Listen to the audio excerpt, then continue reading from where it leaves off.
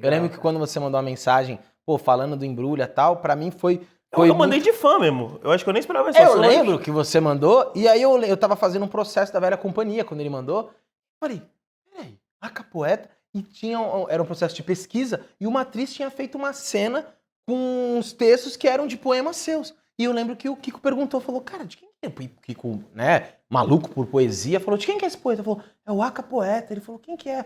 Nossa, ele é um poeta super novo e tal. E aí eu também não conhecia. Aí ela falou do livro dos ressignificados, e foi uma baita coincidência quando ele mandou. E aí, desde então, a gente conversa, eu tenho acompanhado cada vez mais seu trabalho. Cara, fala um pouco disso que pra gente é... Eu não menti quando eu falei isso, a gente fala... Muita gente senta aqui, a gente é tudo metido artista, e adora falar, não, porque o jovem tá distanciado da leitura e tal, e você vem na contramão disso. Como que surgiu isso aí? Cara, eu sempre gostei de escrever, e quando eu digo sempre, sei lá, ali dos 6, 7 anos pra cima, eu gostava muito, tipo assim, eu assistia muito desenho, especialmente desenho japonês. E um deles especificamente, quando eu era muito criança, era Sailor Moon, porque eu via o desenho, só que as coisas não aconteciam do jeito que eu queria que acontecesse. Eu gostava muito do, entre aspas, quem já viu Sailor Moon, é o vilão da história. E aí eu queria ver mais sobre esse cara. E aí eu começava a fazer uns desenhos, rabiscos em quadrinho e alguns... Tipo um mini roteirinho, quase que um storyboard ali de uma historinha que eu queria ver. E aí eu tive sempre essa coisa de querer contar as histórias que eu queria ler. Aí foi essa brincadeira bem de criança, obviamente não sentava todo dia e fazia isso de 8 às 8, né?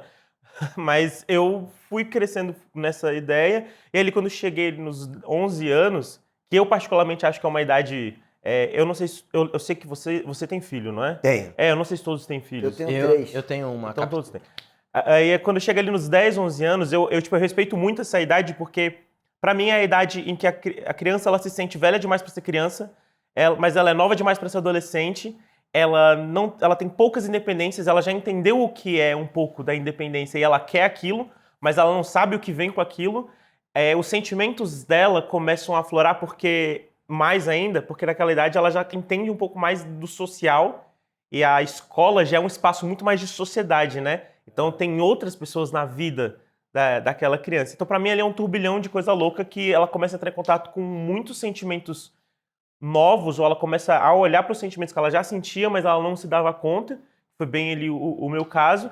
E aí eu comecei a escrever, eu fazia minhas fanfics de um jogo online que eu gostava, só que não estava funcionando. Um dia eu só fiz poesia, que eu já gostava de poesia, meu avô, ele sempre lia poesia em casa.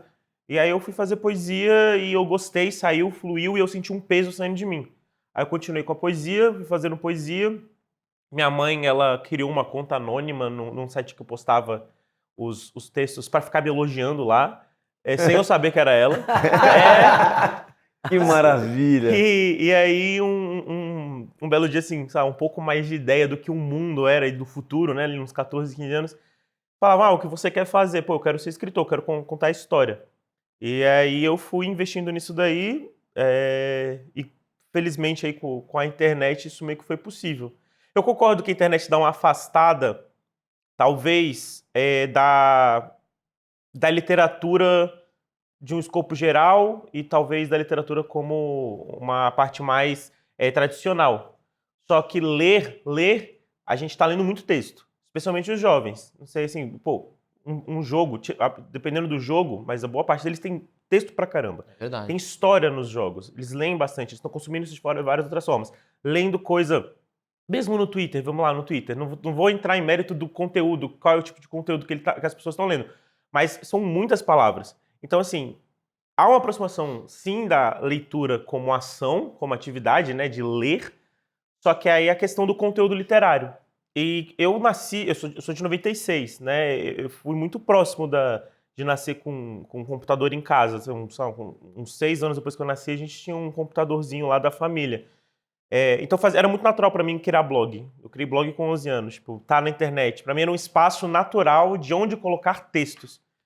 E eu não esperava que isso fosse eventualmente virar, de fato, um movimento com vários outros artistas e apareceu um monte de pessoas que, sei lá, entre o intervalo do BBB do outro, um post do Stories e no outro, sei lá, entre um jogo e outro, iam gostar de ler um poema aparecendo aleatoriamente na timeline deles porque alguém compartilhou. Isso que é legal. Porque assim, às vezes você não segue escritores, você não procura esse conteúdo.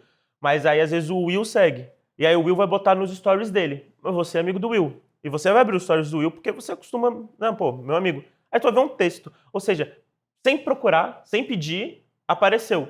E às vezes você vai, pô, deixa eu ler isso aqui. Aí você gosta. E aí vai passando adiante. Eu acho assim, é um bom jeito de invadir a timeline dos outros e às vezes despertar um gosto que elas não pensaram que poderiam ter. Não, e assim, você começou de uma maneira oposta, né? Por exemplo, uma pessoa, ela faz um livro, publica um livro e depois fica jogando seus poemas. Não, você foi um outro movimento. Você publicou um poema, daí outro dia publica outro. Ah, bacana, gostaram desse poema? Agora eu vou publicar um livro, né?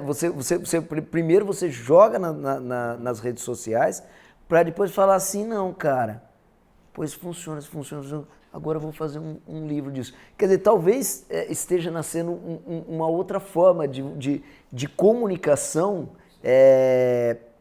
mais moderna, mais eficiente e que continua expandindo a poesia do mesmo jeito, né? Ele está dialogando com o tempo dele, né? Dialogando com o tempo dele. Isso é muito, muito, muito legal. A internet aí trouxe, por exemplo, a Rupi Kaur, a Riane Leão, o Igor Pires, o Matheus Rocha, tipo... inclusive eu fiz muitos trabalhos com o Igor. O Igor, ele é do Rio também, tá com uma peça, tipo...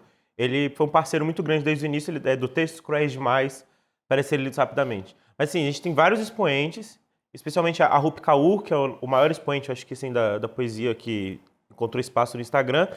E do nada, você teve, assim, em menos de 5 anos, livros de poesia invadindo os mais vendidos da Veja, da Publish News, do New York Times. E você teve, tipo, a Rupi, que ficou, se não me engano, mais de 40 semanas seguidas como primeiro lugar do New York Times, ou mais, eu não sei, deve ter sido bem mais. E do nada, um gênero que muitos editores e autores mais clássicos considerariam que é um dos gêneros mais difíceis de vender, ele se transformou em best-sellers, ficando em cima de fantasias, de biografias, de autoajuda, num geral. Sim. Né? E fica fluindo, mas eles entraram ali nesse ciclo comercial. E isso foi só graças à internet. Exato. Isso é muito curioso, né? Mas é muito curioso mesmo, porque a gente tem uma visão Recorte. completamente outra. E como tudo é nichado E também, tem uma né? outra questão, porque nós somos atores, né? Assim, então, quando eu leio, daí eu falo assim, puta, eu vou postar uma poesia. E aí você posta, né? Ou declamando, ou lendo, ou uma poesia. E, cara, e não vai, né? Você vê alguns amigos que postam poesia e tal. Dificilmente as pessoas param para ouvir aquilo ali. E, por exemplo, você posta escrito, né? Não é nem... Isso é um pouco complicado, assim. E a pessoa para ler. Você tá entendendo? É muito... eu Mas acho que assim, eu aí- entendo o movimento, mas eu acho que tem uma contramão Mas real. eu acho que aqui. uma parada que é o seguinte também, vou dar um palpite de fora. Eu acho que ele é jovem. E eu acho que ele fala hoje o que uma nova geração tá ouvindo. Ele tá falando sobre ele e rola uma identificação. Às vezes eu sinto que eu vejo pessoas já da nossa geração um pouco mais velha, sei lá, declamando um Camões, que aí eu vou entrar numa outra questão que eu tenho uma crítica à maneira como a gente quer introduzir a educação, às vezes, para a criança ou adolescente, que é você já trazer clássicos de 3 séculos atrás, com uma linguagem completamente rebuscada, ao invés de, sei lá, eu lembro a primeira vez que eu li um Marcelo Rubens Paiva, eu fiquei apaixonado. E eu tinha muita dificuldade de ler Machado de Assis, porque era muito difícil, eu tinha que fazer muita força para pensar. E aí Eu já era meio burrinho na escola também. E aí acabava vendo os resumos, né? Pra passar. Acabou não passando, né? Exato.